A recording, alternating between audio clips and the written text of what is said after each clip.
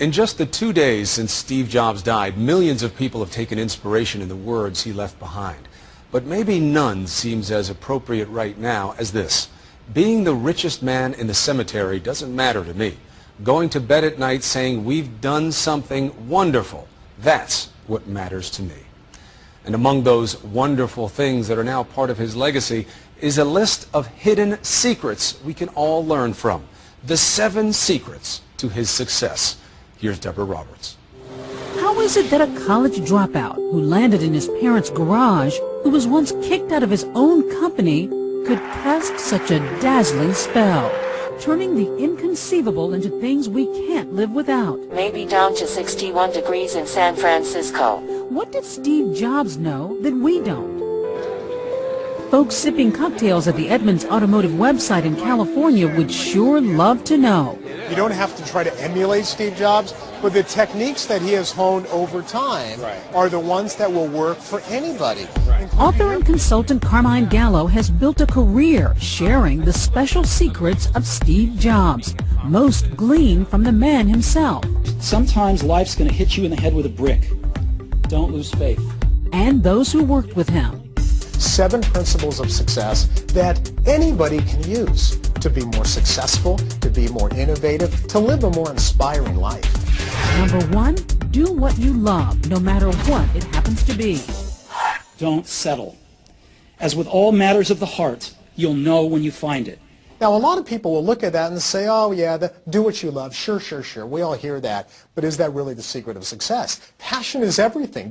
I think a lot of people embody the Steve Jobs model, but don't know that they're doing so. So Rachel Ray did what she loved. She was giving cooking classes at Macy's for nothing. She was giving free cooking classes because she loved what she did. And what did she create? 30-minute meals. Number 2, put a dent in the universe. Have the courage to follow your heart and intuition. Put a dent in the universe simply means that you have to have a big, bold, clear, concise vision.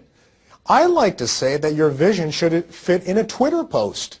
Think about this. John Kennedy in 1961 had a clear, concise vision that was under 140 characters. If Twitter had existed that day, he could have tweeted it. I believe that this nation should commit itself to achieving the goal before this decade is out of landing a man on the moon. The 3rd secret might surprise you.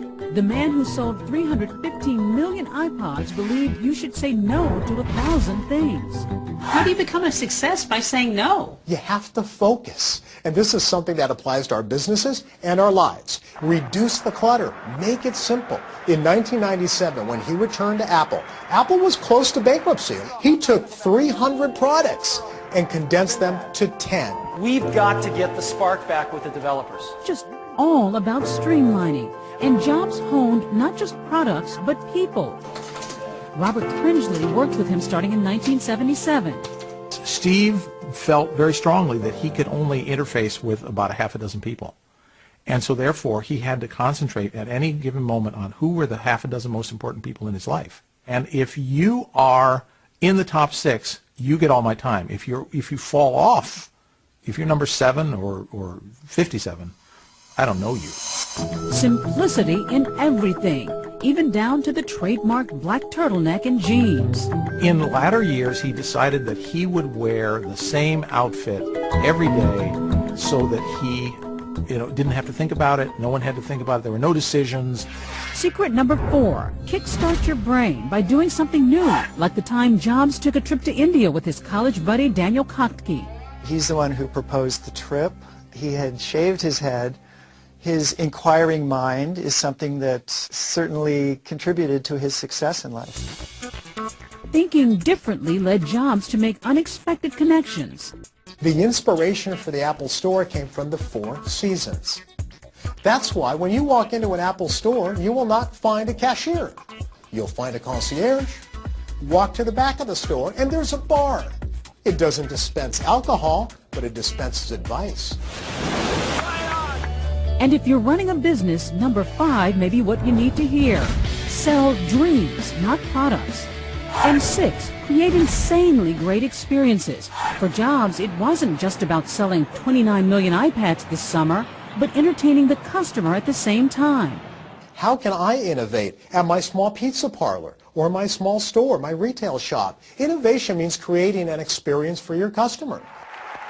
And one of Jobs' most important secrets, 7, master the message.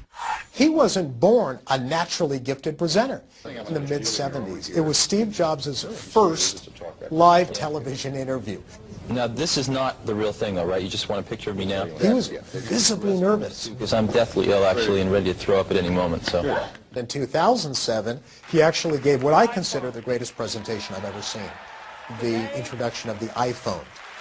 Today, Apple is going to reinvent the phone.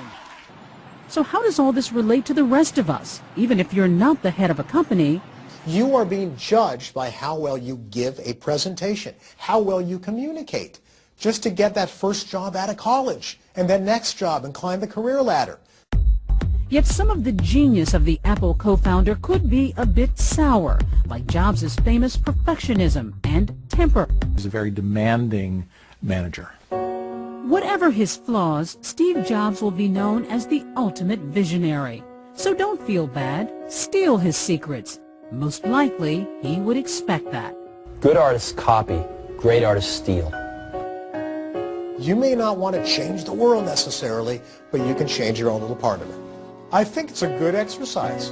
What would Steve Jobs do? It's tough. When you start asking yourself, what would Steve do? It's a high bar to reach, but it's worth reaching.